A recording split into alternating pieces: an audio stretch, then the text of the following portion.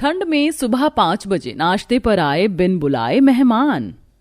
सुबह सुबह का वक्त था। घड़ी में तकरीबन सुबह के 5 बज रहे होते हैं। इस वक्त सभी लोग अपने अपने घरों में गहरी नींद में सो रहे थे। ठंड का मौसम भी लगभग शुरू हो चुका था। सूर्यदेव की किरणें भी अभी बादलों में छुपी हुई थी। इस सुनसान वातावरण में चिड़िया की भी चूं की आवाज नहीं आ रही थी कि तभी अचानक मिश्रा परिवार के दरवाजे पर खटखट होती है। ये कैसी आवाज है? अजीत, देखो ना, कहीं फिर से घर में चूहा तो नहीं घुस गया? 2 दिन पहले ही तो चूहे को घर से बाहर निकाला था। बार बार दरवाजे पर हो रही खटखट की वजह से घर में सो रहे सभी लोगों की नींद धीरे धीरे खुलने लगती है। अभी तो सिर्फ सुबह के 5 बजे हैं। इस वक्त कौन हो सकता है? कहीं दूध वाला तो नहीं है? लेकिन दूध वाला तो 9 बजे आता है, तो इस वक्त कौन है? कहीं कोई चोर तो नहीं? रजनीश और दामिनी दबे पांव से अपने कमरे से बाहर निकलते हैं और देखते हैं कि हॉल में पहले से ही बाकी घर वाले मौजूद हैं। माँ, कहीं कोई भूत तो नहीं आ गया? कौन सा भूत सुबह 5 बजे दरवाजा खटखटा कर आता है? दरवाजे पर हो रही खटखट की आवाज के कारण पूरा परिवार डर के मारे सहमा हुआ था। कोई हाथ में झाड़ू और डंडा ले लेता है तो कोई किचन से फ्राई पैन बेलन ले लेता है और बेचारी शालिनी तो अपनी सैंडल उठा लेती है। अरे शालिनी, तूने हाथ में चप्पल क्यों उठा ली? अरे माँ, हील से ना बहुत तेज लगती है। अगर दरवाजे पर कोई चोर हुआ तो मैं हील से उसके सर पर मार दूंगी और वो बेहोश हो जाएगा। कहा था मैंने इनसे, इसे मत गिराना। अरे माँ, ये छोड़ो। गेट के उस पार जो है उसके बारे में सोचो, आखिरकार कौन हो सकता है? रणवीर डरते डरते अचानक घर का दरवाजा खोल देता और पूरा परिवार अपने हाथों में लिए हुए हथियारों को उठाकर दरवाजे के उस पार वाले को मारने वाले होते हैं कि तभी अरे अरे, रुक जाओ। अरे आप लोग? घर आए लोगों का कोई इस तरह से स्वागत करता है क्या? अच्छा हुआ हम लोग थोड़ा पीछे खड़े थे, वरना तुम लोग तो हमें मार ही देते। आखिरकार दरवाजे के इस पार खड़े ये लोग कौन थे और क्यों इन लोगों को देख पूरे परिवार में हैरानी का माहौल छा गया था? इसे जानने के लिए हमें कुछ दिन पीछे चलना होगा। मोनिका, सुरभि, बहू, तुम दोनों गोंद के लड्डू क्यों बना रही हो? माँ जी, कुछ दिन में ठंड का मौसम शुरू होने वाला है, इसलिए अभी से ही लड्डू बना रहे हैं। मैं भी सोच रही हूँ कि आज से ही स्वेटर की बुनाई शुरू कर दूं। दामिनी पोती के साथ बैठकर स्वेटर की बुनाई करने लगती है। वहीं दामिनी की दोनों बहुएं काजू बादाम गोंद के लड्डू बनाकर अब अचार की तैयारी करने लगती हैं। गोंद के बनने के बाद दामिनी जैसे ही उन लड्डुओं को लेकर अपने कुछ खास पड़ोसियों को बांटने जाती है तो देखती है कि उसके कई सारी पड़ोसी के घर पर मेहमान आए हैं या वो लोग खुद मेहमानों के घर पर गए हैं। अरे माँ जी, आपने लड्डू नहीं बांटे? सभी लोग कहीं ना कहीं गए हुए हैं। अब सब हमारे परिवार की तरह थोड़ी ना हैं जो लोग 10 साल भी हो जाए तो भी कहीं बाहर ना जाए, और ना ही तो हमारे घर कोई मेहमान आए। आखिरी बार तुम लोगों की शादी में सभी मेहमानों से मुलाकात हुई थी और अब देखो। तुम आज ही इन सर्दियों में कहीं बाहर चलें। पिंकी की भी स्कूल की छुट्टियां पड़ने वाली हैं, उन्हीं छुट्टियों में हम भी कहीं चलते हैं। तीनों सास बहू छुट्टियों में कहीं बाहर जाने का प्लान बनाती हैं। पिंकी की स्कूल की छुट्टियां पड़ते ही सभी लोग काफी खुश होते हैं और देर रात तक पैकिंग करते हैं और सो जाते हैं। और आज वहीं अगली सुबह होती है जिस दिन इस परिवार के दरवाजे पर खटखट होती है। दरअसल वो लोग सुबह सुबह 5 बजे उनके घर आए थे। वो कोई और नहीं बल्कि उनके गांव के रिश्तेदार थे। लंबे समय बाद अपने घर आए मेहमानों को देखकर पूरे परिवार वाले काफी खुश होते हैं और सभी घर के अंदर आ जाते हैं।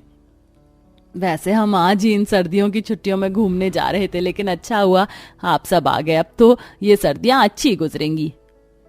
मैंने सभी के लिए बिस्तर तैयार कर दिया है, आप सब आराम से सो सकते हैं। लेकिन इस वक्त बिस्तर क्यों तैयार किया? ये वक्त सोने का नहीं बल्कि उठने का होता है। लेकिन चाचा जी, अभी तो सुबह के 5 बज रहे हैं और 5 बजे तो सभी लोग सोते हैं ना। बहू, ये तो तुम शहरी लोगों ने बना दिया है, लेकिन कभी गांव में आकर देखो।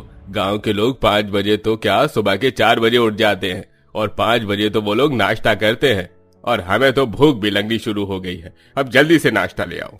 5 बजे नाश्ता करने की बात सुन पूरे घर वाले काफी ज्यादा परेशान होते हैं, लेकिन घर आए मेहमानों को अब कहाँ ही कोई मना कर सकता था। दोनों ही बहुएं आंख रगड़ती हुई किचन में जाती हैं और नाश्ते की तैयारी करने लगती हैं। अब सुबह सुबह 5 बजे मैं नाश्ते में क्या बनाऊं? एक काम करती हूँ, सैंडविच बना देती हूँ, जल्दी भी बन जाएगा और मैं नाश्ता बनाकर सो भी जाऊंगी। मोनिका और सुरभि जैसे ही नाश्ते में सैंडविच बनाकर लेकर आती हैं। ये क्या, तुम दोनों ये ब्रेड के टुकड़े क्यों लेकर आई हो? हम लोग ये तुम शहरी लोगों की तरह नाश्ते में ब्रेड के टुकड़े नहीं बल्कि पराठे, चाय, छोले भटूरे, छोले कुलचे, पोहा, समोसा, कचौरी जैसी चीजें खाते हैं। लेकिन ये सब तो रात में खाने की चीज है। सुबह 5 बजे ये सब कौन खाता है? और इन्हें बनाने में भी तो काफी वक्त लग जाएगा। क्या हुआ बहू, तुम तो घर की बहू हो, आधे घंटे में तो बना ही लोगी सब। बेचारी दोनों बहुएं परेशान होकर किचन में जाती हैं और सुबह सुबह 5 बजे छोले भटूरे, कचौड़ी, समोसे जैसी चीजें बनाकर ले आती हैं। पहले दिन तो दोनों बहुएं सुबह सुबह 5 बजे ठंड में घर आए मेहमानों के लिए नाश्ता बना देती हैं, ये सोचकर कि अगले दिन सुबह 5 बजे ठंड में नाश्ता नहीं बनाना पड़ेगा। लेकिन अब जो इस परिवार के साथ होने वाला था वो तो इनमें से किसी ने भी सोचा नहीं था। सुबह के 5 बज गए हैं लेकिन ये लोग अभी तक नहीं उठे, हमारा नाश्ता करने का वक्त हो चला है। दोनों काकी और चाची मिलकर सभी के दरवाजे खटखटाने लगती हैं, जिसके चलते सभी की नींद खुल जाती है और सभी अपने कमरों से बाहर आ जाते हैं। अरे कैसा परिवार है तुम लोगों का, सुबह 5 बजे तक सो रहे हो सब। अरे उठो, सैर पर जाओ और जल्दी से हम सबके लिए नाश्ता भी बनाओ, बड़ी जोरों की भूख लग रही है। इसका मतलब अब हमें रोज सुबह 5 बजे उठकर नाश्ता बनाना पड़ेगा, वो भी ठंड के मौसम में। इस बार दोनों बहुएं अपनी सास दामिनी को भी किचन में नाश्ता बनाने के लिए ले जाती हैं। ना जाने कौन सी घड़ी में मैंने घर पर मेहमानों को बुलाने की बात कही थी। आज तक भगवान से इतना कुछ मांगा लेकिन एक चीज पूरी नहीं हुई, पर जैसे ही मेहमानों को बुलाने की बात की तब बिना देर किए इतनी जल्दी मेहमान भेज दिए। दामिनी का परिवार काफी ज्यादा आलसी था। जिस घर में सुबह 9 बजे से पहले उठा नहीं जाता हो, अगर वही घर वालों को सुबह ठंड में 5 बजे नाश्ता बनाना पड़े तो उनकी क्या हालत हो सकती है, ये तो आप जानते ही होंगे। ठीक से नींद ना पूरी होने की वजह से सुरभि कप में चाय डालते हुए गर्मा गर्म चाय अपने हाथों पर गिरा देती है। मेरा हाथ। मोनिका जल्दी से सुरभि के हाथ पर दवाई लगा देती है और सुरभि मेहमानों को चाय देने लगती है। ये तेरा हाथ कैसे जला? वो मैं चाय छान रही थी ना तो गर्मा गर्म चाय हाथ पर गिर गई, नींद में थी तो ठीक से दिखा नहीं। सुरभि का हाथ जला देख उन मेहमानों को काफी ज्यादा बुरा लगता है। सुरभि का परिवार एक मिडिल क्लास परिवार था। सुरभि के परिवार का खाने पीने का खर्चा महीने भर का 10 से 12 हजार आता था, लेकिन जब से ये मेहमान आए थे तब से ये 10-12 हजार का खर्चा कब 25 हजार में बदल जाता है उन सबको पता ही नहीं चलता। सुनिए जी, आटा, चावल, दाल सब कुछ खत्म हो गया है। कल सुबह के नाश्ते के लिए कुछ भी नहीं बचा है। हफ्ते भर में ही 2 बार राशन भरवा चुका हूँ। अगर ऐसा ही रहा तो ये महीना कैसे चलेगा? पूरा परिवार एक कमरे में बैठकर घर के राशन और खर्च को लेकर बात कर रहा होता है कि तभी ये बात दादी सास अवंतिका सुन लेती हैं और सभी को सारी बात बता देती हैं।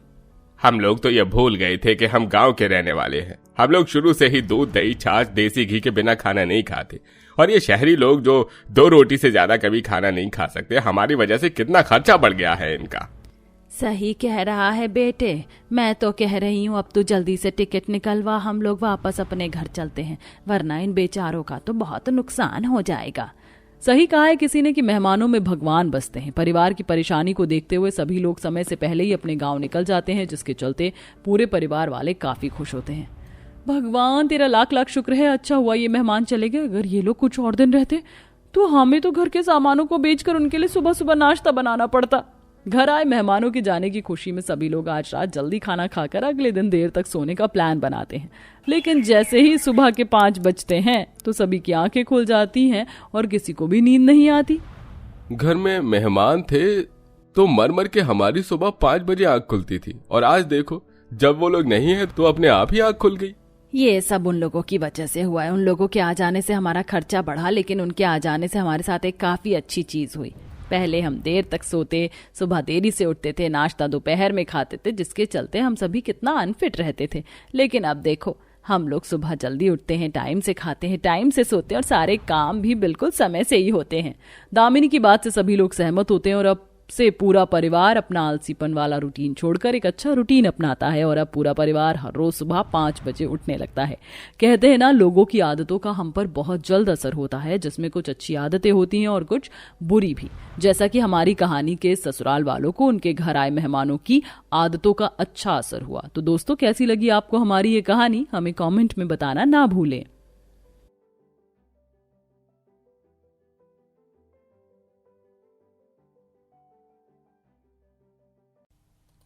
नवरात्रि व्रत में पूरा दिन खाने वाली 4 अमीर देवरानी।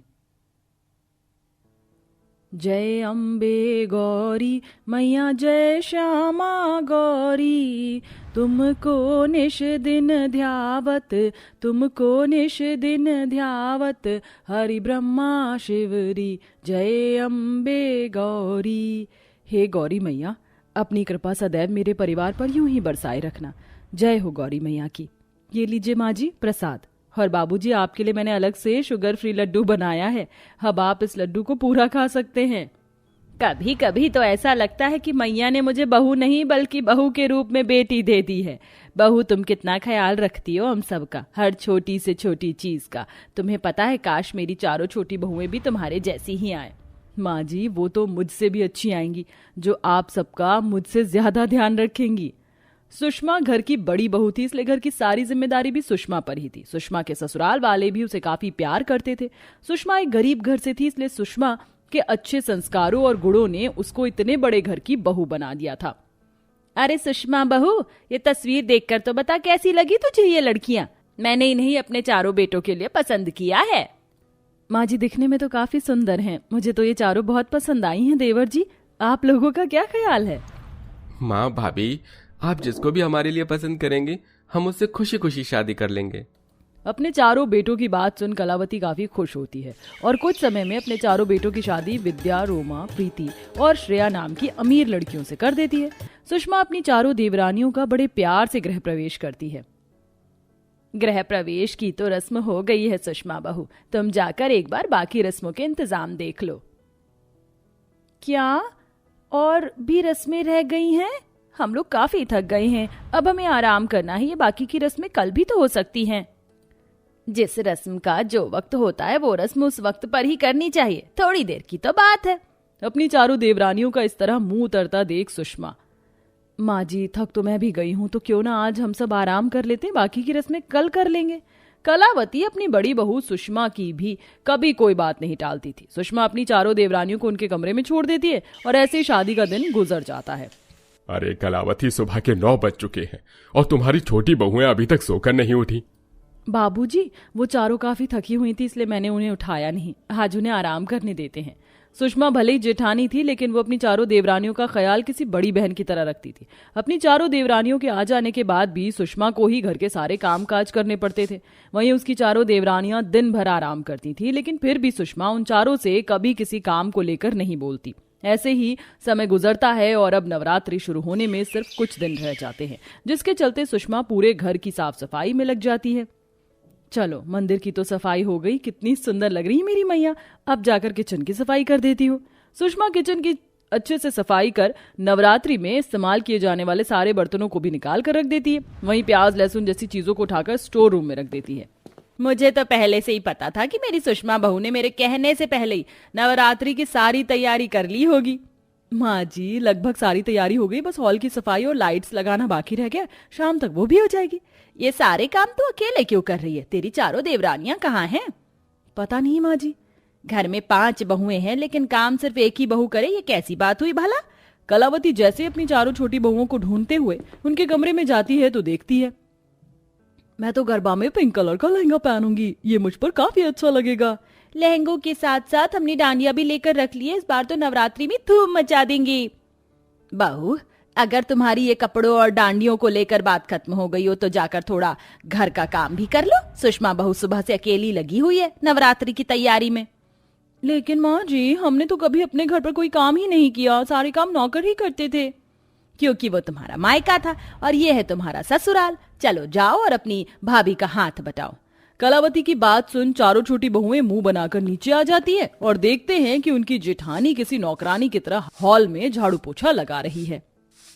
माँ जी ने नई नौकरानी रख ली और हमें पता ही नहीं चला। इस नौकरानी की शक्ल को जानी पहचानी सी नहीं लग रही है। अरे हाँ, ये तो हमारी जेठानी जी हैं।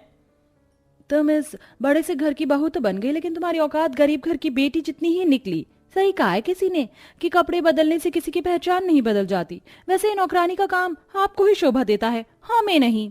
चारों देवरानी मिलकर अपनी जेठानी की गरीबी का बड़ा मजाक उड़ाती हैं और वहां से चली जाती। अपनी चारों देवरानियों की बात सुषमा को बुरा तो काफी लगती है, लेकिन वो इस बारे में किसी से कुछ नहीं कहती और ऐसे ही 2 दिन गुजर जाते हैं और आज से नवरात्रि के 9 व्रत शुरू हो जाते हैं।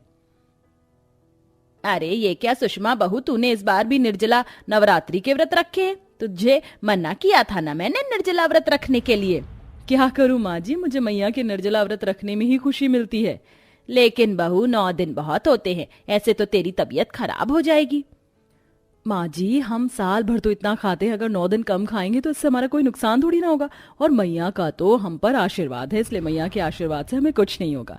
अपनी बड़ी बहू सुषमा की इतनी समझदारी वाली बात सुन कलावती काफी खुश होती है, लेकिन जैसे ही कलावती अपनी चारों छोटी बहू को देखती है तो उसकी आंखें फटी की फटी रह जाती हैं।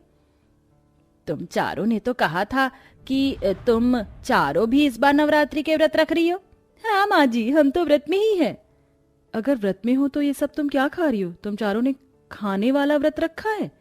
अरे माँ जी, ये सब व्रत में ही खाई जाने वाली चीज है। ये चिप्स, लड्डू, जूस, फ्रूट, नमकीन, ये सब व्रत में ही तो खाते हैं। चारों बहुएं देखते ही देखते व्रत में खाई जाने वाली सारी चीज एक ही वक्त में खा लेती हैं, जिसे देख सुषमा और कलावती दोनों ही हैरान होती हैं। ऐसे ही दोपहर का वक्त हो जाता है। घर का सारा काम खत्म कर सुषमा जैसे ही अपने कमरे में जाने लगती है तो देखती है कि उसकी चारों देवरानियां फिर से व्रत में खाने में लगी हुई हैं। अभी कुछ समय पहले ही तो तुम चारों ने इतना सब कुछ खाया और तुम फिर से ये सब खा रही हो। अगर इसी तरह खाती रहोगी तो तुम्हारा नवरात्रि के व्रत खंडित हो जाएंगे। ये सब भले ही व्रत की चीज है, लेकिन इनको खाने की भी एक लिमिट होती है। अच्छा, तो अब ये गरीब हमें सिखाएगी कि हमें क्या खाना चाहिए क्या नहीं? खुद तो गरीब घर से है और कभी कुछ अच्छा खाने को नहीं मिला, इसलिए हमें ज्ञान दे रही है। अपनी देवरानी की बातों को सुन सुषमा की आंखों में आंसू आ जाते हैं और ऐसे ही कुछ दिन गुजर जाते हैं। ये क्या, खाने में सिर्फ ये साबूदाने की खिचड़ी बनी है? हमने कहा था ना कि आज हमें कुटू के आटे की पकौड़ी और साथ में आलू की सब्जी खानी है।